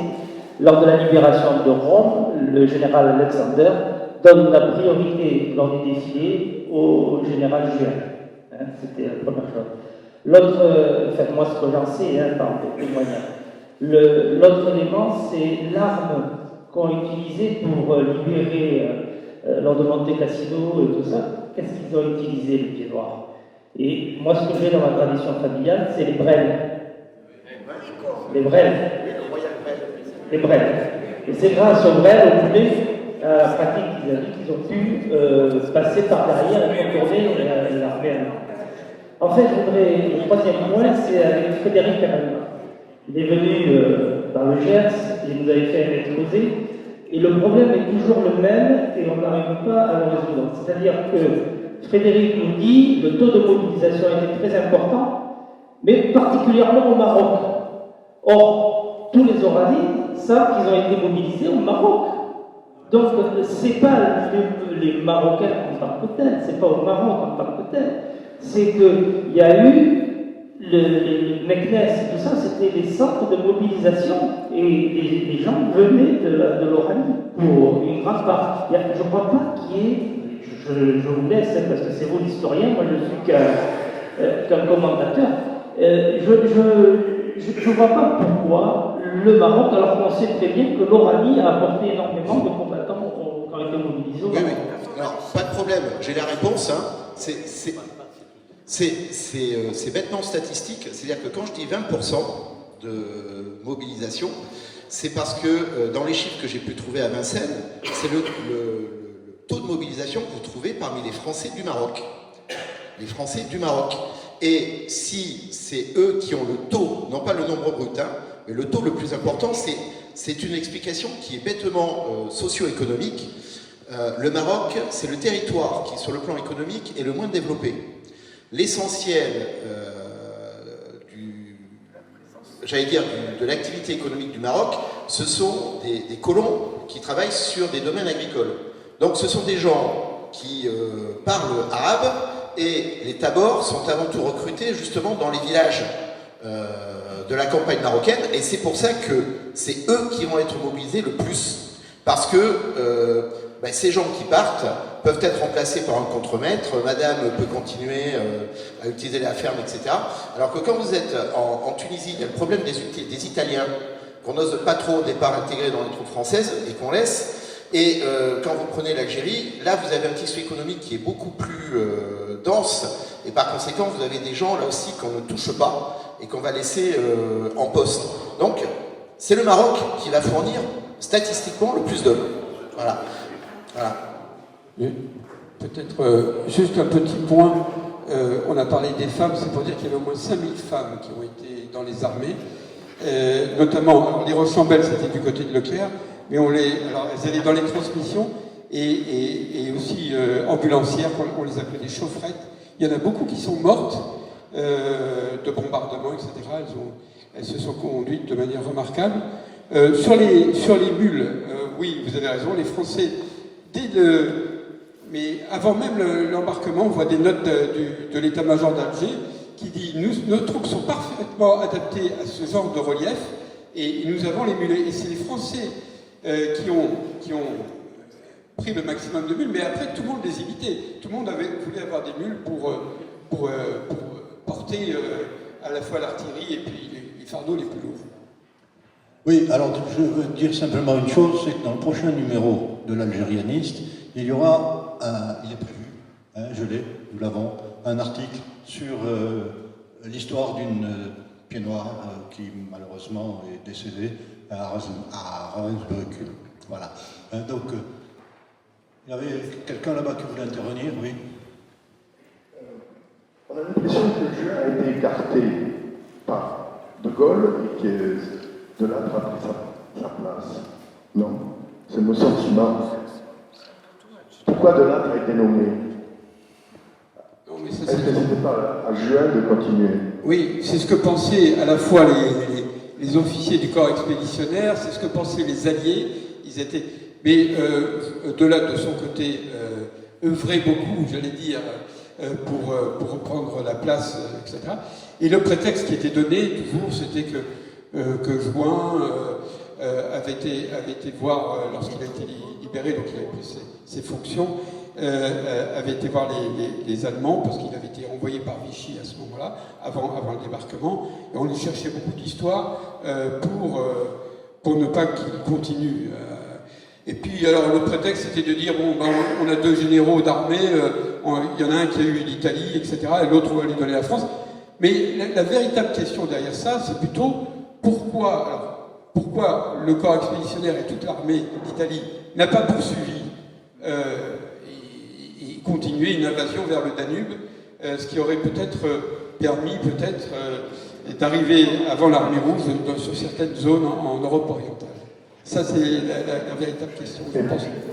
De Gaulle n'était-il pas jaloux des résultats de Juin? Oui, sans doute. Parce qu'ils étaient de la même promotion de Saint-Cyr, et Juin, je crois qu'il était bien mieux classé que De Gaulle. Alors, donc, est-ce qu'il y a pas... C'est vrai, mais à la fois, Juin doit sa place à De Gaulle, quand même, qui ne voulait pas la laisser à Giraud ou à quelqu'un d'autre. Et en même temps, oui, c'est vrai que sur ces victoires militaires, notamment sur ce qu'il a écrit, il a su saisir la victoire quand elle se présentait à lui, ce qui est assez indigne, parce que Juin, c'est lui qui a créé les conditions de la victoire. Là-dessus, c'est vrai qu'il y avait sans doute un peu de jalousie, parce que De Gaulle n'a jamais remporté de victoire militaire, c'est vrai.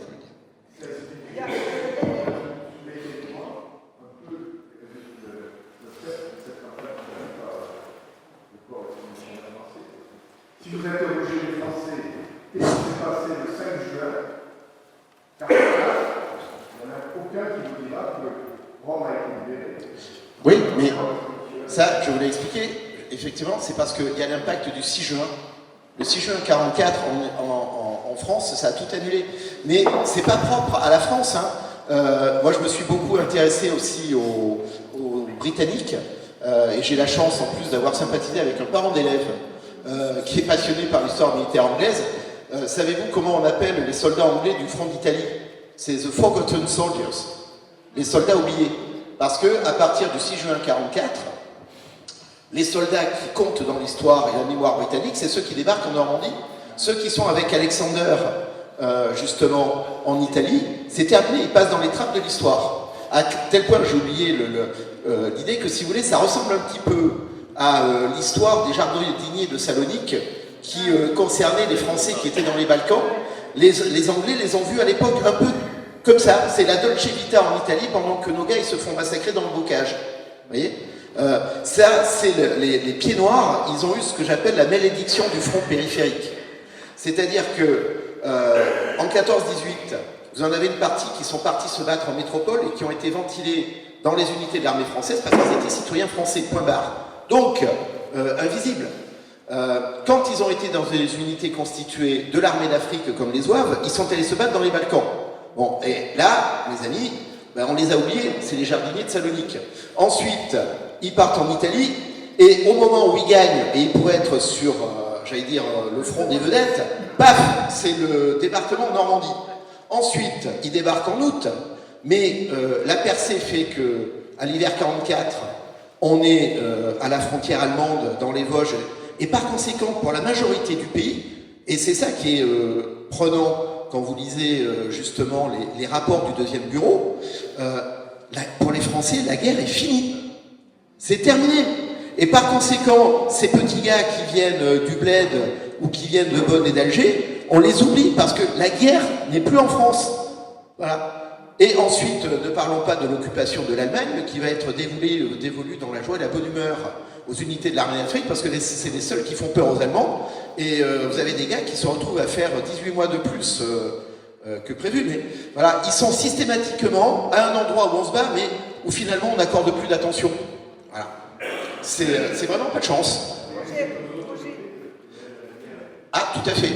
Alors ensuite, il y a une deuxième chose, mais alors là, il faudrait carrément une deuxième table ronde, c'est que si vous voulez, bon, le temps a fait son œuvre, et il se trouve que la façon dont on conçoit l'histoire a fait que l'histoire militaire, au sens histoire bataille, hein, elle est passée à la trappe. Voilà. Et donc, c'est ce qui fait que le tirailleur et autres, ben, ce sont plus des gens dont on parle. Et pas de chance. Vous pouvez en entendre parler dans le cercle des collectionneurs, des passionnés, etc. Vous trouverez tout ce que vous voulez. Mais voilà, je vous défie de trouver un manuel scolaire de terminale dans lequel vous avez une page qui va être consacrée à Monte Cassino, hein, ou aux combats qui vont se livrer en Allemagne. Hein. C'est pas le sujet. C'est plus à la mode. Voilà. Voilà. Ça participe à la déconstruction de l'histoire. Je voudrais que monsieur intervienne. Quelqu'un qui l'interroge, je ne sais plus. Ici. Ici. Non, c'est ici. Roger, c'est d'abord ici. C'était voilà. Par rapport à l'avancement de la... Attendez, voilà. Monsieur le micro, vous donne un micro, si vous voulez bien. Oui, c'était par rapport au discours qu'on faisait tout à l'heure, par rapport à l'avancement de l'armée française vers le Danube, en Italie, pendant la campagne d'Italie. Il ne faut pas oublier qu'il y avait la résistance italienne qui bloquait un peu le front, notamment la Lombardie, le Piémont et la région de Venise. Donc, on pense que c'est par rapport à ça aussi. Le comité de libération nationale italien ne voulait pas que peut-être l'armée française franchisse la ligne des Alpes, en fait, la libération des Milan, des Torrents, etc. Je ne crois pas, non, parce que au contraire, ils ont été contents parce que la guerre a encore beaucoup duré en Italie. Il y avait la République de Salò, Mussolini, etc. Il y a eu une guerre civile assez impitoyable. Donc je crois qu'ils auraient été très contents qu'on vienne les libérer avant. Hein. Là-dessus, Voilà. Et puis ensuite, il ne faut pas oublier une chose, hein, c'est ce que je disais, quand vous regardez les rapports du deuxième bureau, alors c'est ce qu'il y a de plus intéressant, c'est les services de renseignement de l'armée, et là, on y dit ce qu'on ne dit pas officiellement. Hein. C'est vrai que quand on regarde avec le recul et qu'on fait de la stratégie, on se dit oui, ils auraient pu franchir le Danube et puis filer, et ça aurait été l'histoire à nouveau de Franchet d'Espéré en 1918 qui va sur la Bulgarie. Mais quand vous regardez les rapports de l'époque, vous voyez que les gars qui sont sur le front, ces pieds noirs qui se battent, ce qu'ils veulent, c'est partir en France. Ça aurait été ressenti comme une catastrophe de continuer à rester en Italie et à foncer ensuite en direction du Nord. Et parce que justement, pour eux, c'était être mais coincé dans un front que tout le monde aurait oublié, alors que l'essentiel, c'était en France. Les soldats ne voulaient pas rester. Et ce qui s'est passé avec le débarquement en Provence, ça a été conçu mais comme étant une bénédiction, quoi. Par contre, effectivement, pour ensuite ce qui s'est passé concernant l'action des généraux, vous avez encore aujourd'hui des discussions sur ce qui s'est passé justement dans les rivalités internes entre effectivement Juin et Giraud, et puis donc effectivement Delattre, le rôle là-dedans de Gaulle. Bon, chacun étant soupçonné de vouloir tirer un petit peu le tapis à lui. Et ensuite, je vous le dis, il ne faut pas oublier non plus, quand on parle de l'Italie, l'image très ambivalente que ce front a toujours eue. Je vous parlais de la comparaison avec les Balkans. N'oubliez pas que celui qui avait décidé d'envoyer des troupes débarquer en Italie pour attaquer les Allemands en périphérie, c'est Churchill. Qui avait décidé de Gallipoli et des Balkans 30 ans plus tôt? C'était Churchill. Donc les gens se disaient, il va nous refaire le même coup, on va se retrouver coincé dans un trou perdu où on servira à rien. Voilà. Ça, c'est toujours... On parle souvent des rapports compliqués avec les Américains, mais on oublie que c'était aussi compliqué avec les Anglais. Hein. Voilà. Alors, une question là-bas, oui. Oui, je voulais dire que par rapport à ce qu'on disait, tout ça, la sécurité, ce qui est malheureux, c'est que les soldats qui ont participé à tout ça s'en sont rendus compte. C'est-à-dire que mon père, dans la famille de mon père, ils ont beaucoup donné, puisque Benoît, donc, et son père et son frère ont fait toutes les campagnes. Mon oncle a été au front de France en 40. Ensuite, ils ont tous les deux été mobilisés pour la campagne de Tunisie, qui a été très, très dure, puisque mon père était dans le déminage de cette campagne, et ça a été très, très dur. Ensuite, mon oncle est parti pour la Corse et l'Italie. M. Rusillard, il y est décédé. Et mon père, ensuite, qui avait été mis dans le génie, a fait toute la remontée de la Provence jusqu'au Rhin. Et toutes ces lettres que j'ai compilées, dans ces dernières lettres, il dit clairement, il a très conscience que tous ces sacrifices et toutes ces choses-là auront été complètement oubliés par la population française, alors même qu'il est encore sur le front en Allemagne. Il a déjà ce sentiment-là. Et ça, je trouve que c'est terrible parce que c'est oublié de nos jours, mais les soldats qui y ont participé en ont eu conscience tout de suite. Voilà. Alors ensuite, ça ne concerne pas que les pieds noirs, hein, les métropolitains qui étaient engagés là-dedans également. Étant donné que j'étais prof à Dunkerque, je me suis intéressé à ce qu'on appelle les poches de l'Atlantique, qui étaient donc des forteresses allemandes, hein, ce qu'on appelle des Festung, qui étaient les ports qui en fait ont été bloqués jusque quasiment au 8 mai 45, parce que les Allemands voulaient comme ça gêner le ravitaillement débarqué en France, ce qui n'a servi strictement à rien à partir du moment où les Allemands ont pris Anvers, mais jusqu'à l'hiver 1944, ça a sacrément bloqué l'avancée des troupes alliées, et là vous avez des Français qui étaient volontaires pour se battre, et qui se sont dit, mais on fait finalement ça pour rien, parce qu'on nous oublie.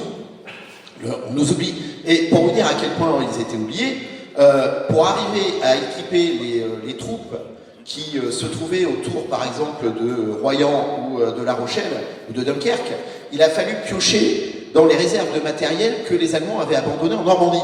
C'est-à-dire qu'il a fallu une autorisation spéciale des Américains pour que les Français viennent récupérer dans des parcs blindés des chars qui ont été repeints aux couleurs françaises pour pouvoir être utilisés, parce que sinon il n'y avait pas un boulon, un écrou que les Américains auraient donné en plus pour équiper les troupes. Voilà.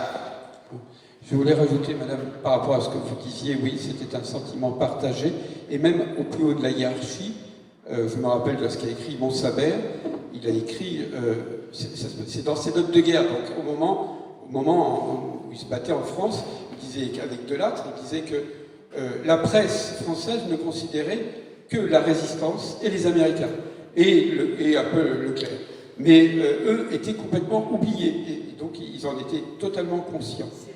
Vous avez l'historien britannique John Ellis qui a écrit un livre remarquable sur Monte Cassino, et qui a dit, bon, les troupes qui ont le plus combattu n'ont pas été payées comme voilà.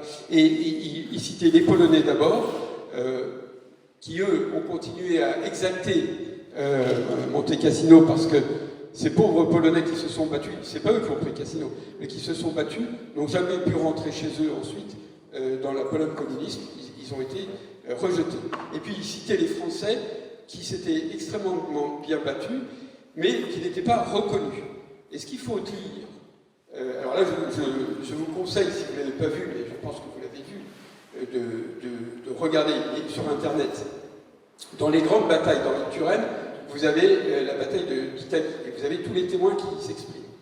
Et dans ces témoins, il y a Gandouette, qui est un des héros du Belvédère, qui dit expressément qu'avant de partir, le général de Gaulle leur a dit, avant de partir en Italie, le drapeau de la France est tombé à terre, il faut le laver dans le sang, et c'est avec votre sang qu'on va le laver. Donc il leur a dit, ça texto, mais après, tout ça a été oublié. Et c'est grâce tout de même à ces troupes que la France a été reconnue de nouveau comme une puissance militaire et comme une puissance diplomatique. Et c'est là-dessus qu'il faut insister.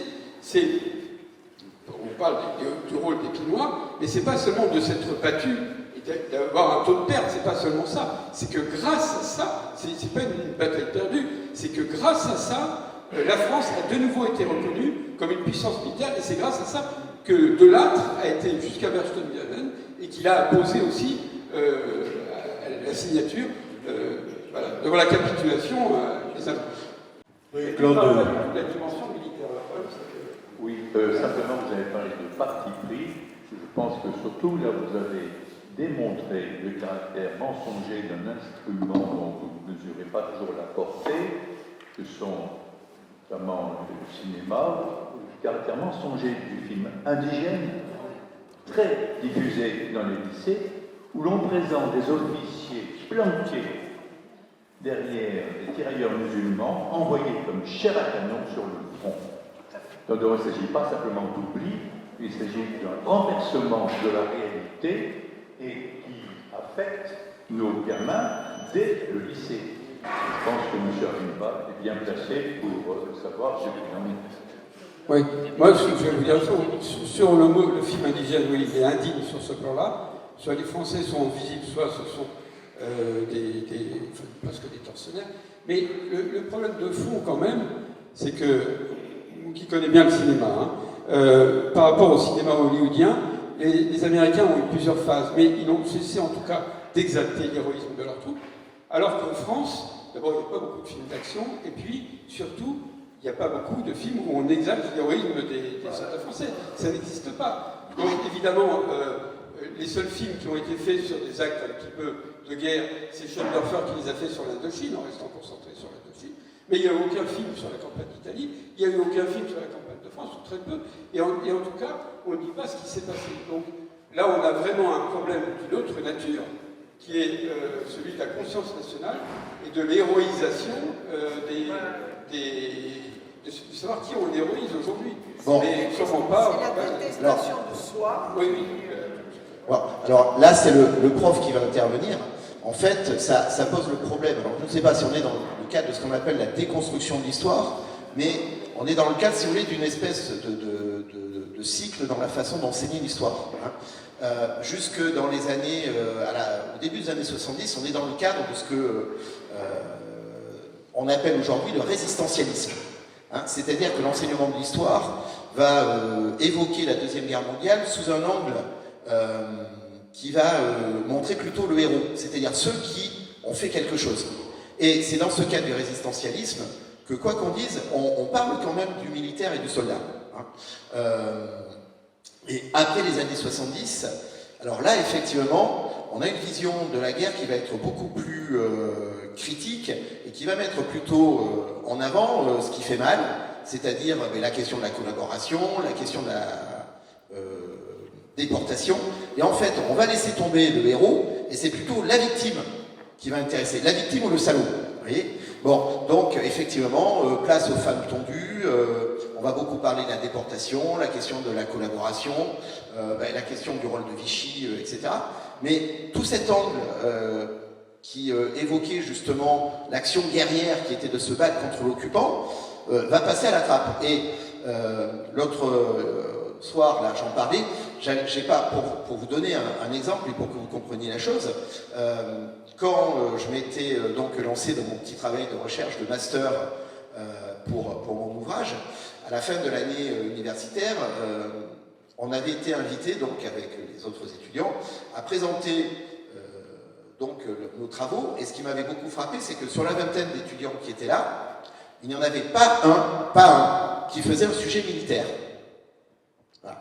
C'était sur la propagande, c'était sur les questions socio-économiques, c'était sur l'antisémitisme, c'était sur la collaboration, c'était sur la presse. J'étais le seul à évoquer un aspect militaire. Voilà.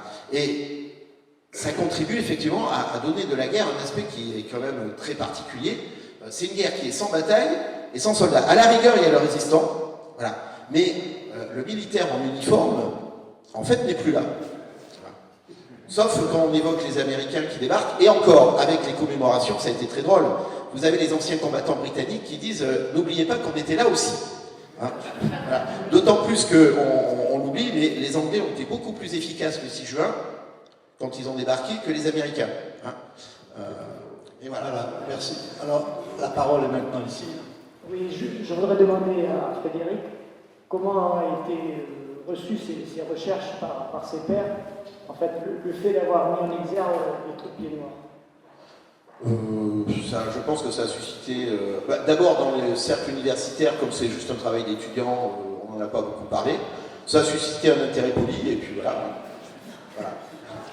Et le cercle algérianiste a ouvert les pages de sa revue à Frédéric depuis des années, et au moins il a pu intervenir et être lu par les Français d'Algérie. Voilà. Alors, je vais donner, j'avoue que j'ai été déçu une fois. J'avais envoyé un résumé justement à la revue historique des armées. J'ai jamais eu de retour. Quoi. Voilà. Je trouve que votre livre est remarquable et je n'ai rien contre Armatan, qui est un éditeur modeste, mais il aurait mérité beaucoup mieux que cet éditeur, notamment avec des photos, etc. Enfin, d'avoir un ouvrage qui soit plus grand public, si vous voulez. Hein. Et d'ailleurs, vous pouvez le refaire. Hein. Parce que depuis 10 ans, alors, j'en profite pour lancer un appel aux bonnes volontés. Ça fait quelques années que je réfléchis à faire quelque chose sur les Français aux Dardanelles. Voilà. Là, ce serait... donc, si éventuellement vous avez... Et en particulier, quand on parle des Français aux Dardanelles, il y a deux composantes. Vous avez les troupes coloniales, et attention, quand on dit les troupes coloniales, c'est les troupes de marine, hein, c'est-à-dire c'est moitié des métropolitains et ensuite des Sénégalais, et ensuite c'est des Zouaves qui pour la plupart sont des réservistes qui viennent d'Afrique du Nord. Hein.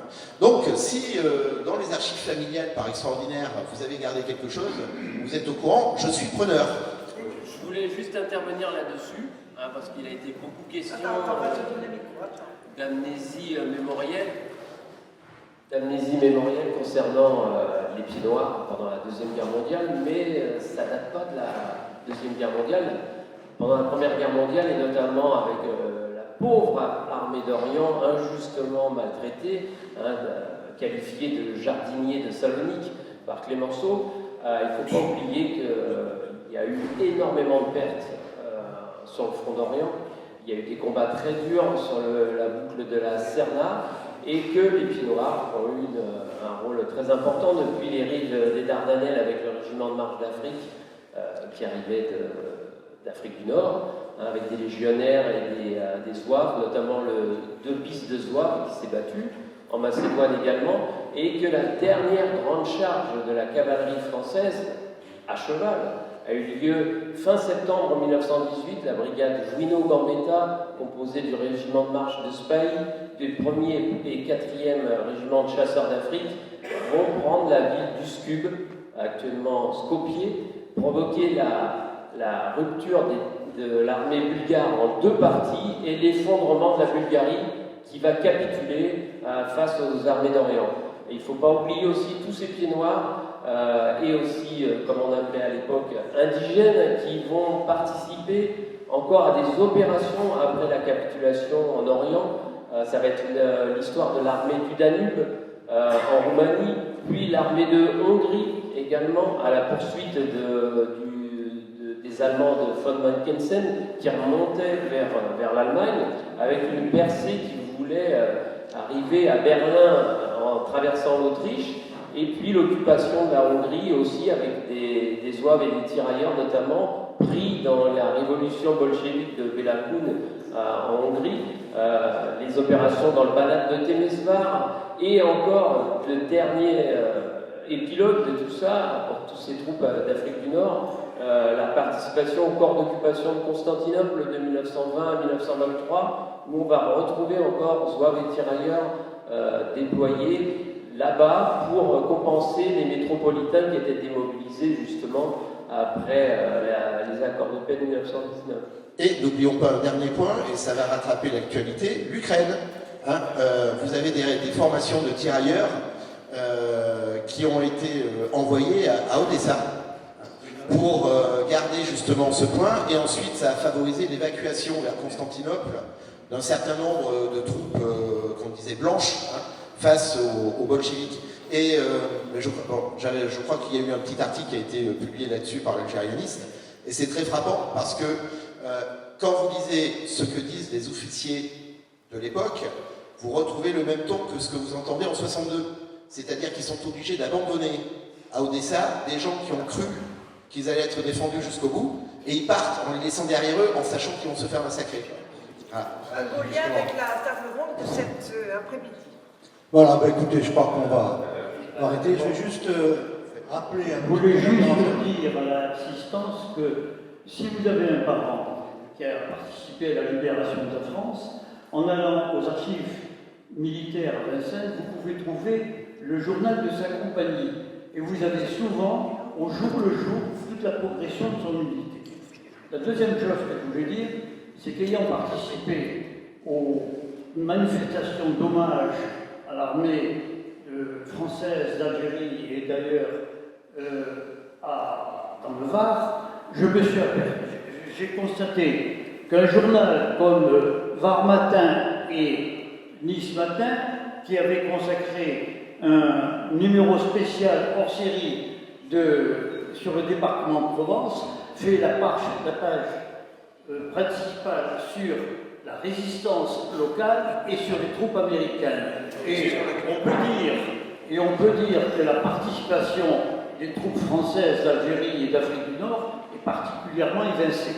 Donc c'est une déception. Heureusement, quelques musées du coin, notamment celui du Muy et de Draguignan, ont rétabli une certaine vérité par rapport aux troupes françaises venues d'Algérie. Donc ce journal a été fait pratiquement un mois avant la commémoration du département, et encore une fois on s'aperçoit qu'on veut ignorer les troupes françaises des Européens d'Algérie qui sont venues sur les plages de Provence. J'ai pu suivre la progression de mon père depuis le 15 août 1944 à 8 h sur la plage de Lenartel, en passant par le col du Brunon jusqu'à la Nice et l'Alcène, et jusqu'à Gémenos, où ils sont restés, puisqu'ils faisaient partie d'une compagnie de génie, où ils sont restés pendant quelques jours pour la restauration des ouvrages portuaires de Marseille, sous le contrôle de la division Delta américaine, car effectivement, à Cherchell où il était, il passait du moteur à crottin, comme il me le disait, au bulldozer, aux pelles hydrauliques et aux chariots élévateurs. Il fallait apprivoiser tout ce matériel nouveau. Voilà, je pense qu'on va arrêter là. Parce que les horaires sont les horaires. Donc je suis désolé. On aurait pu parler aussi de la libération de la Corse et de ce qui a opposé Giraud à De Gaulle à nouveau là. Enfin bref, il y a tellement de choses à dire que peut-être un jour on fera une nouvelle table.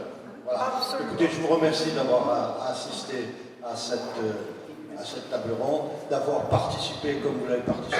Je suis sûr que vous avez encore beaucoup de choses à dire, mais pourquoi pas, on le redira dans le. Et merci à tous.